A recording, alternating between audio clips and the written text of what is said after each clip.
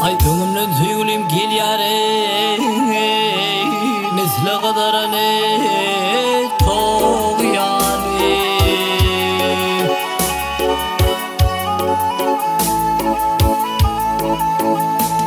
Ay imdat zanen hep nedir meyvesi biçen bağ yani.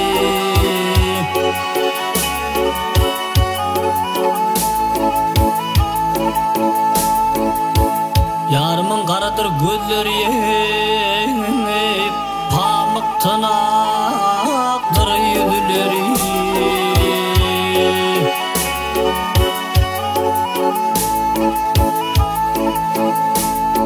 Ay ağzından çıkan sözleri canıma singen yar yani.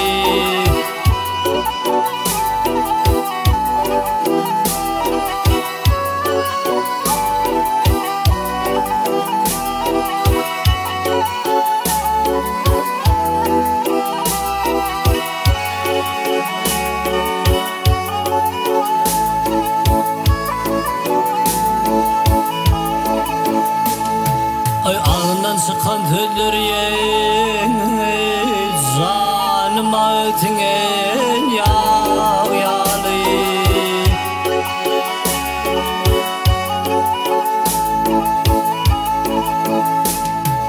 Yarımın koynunda kıslasam öpüp yanaktan dişledim.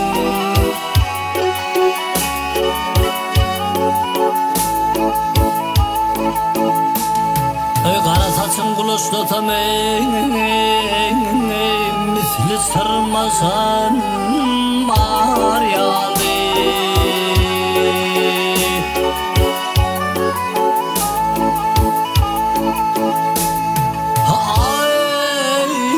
Kara saçın kuluçlatam misli sırmasan var yani. Min dağlıyım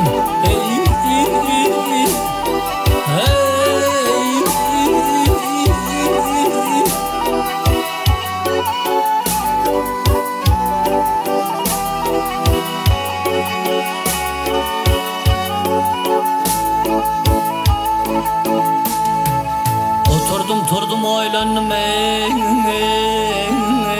pervanede gel pırlandım.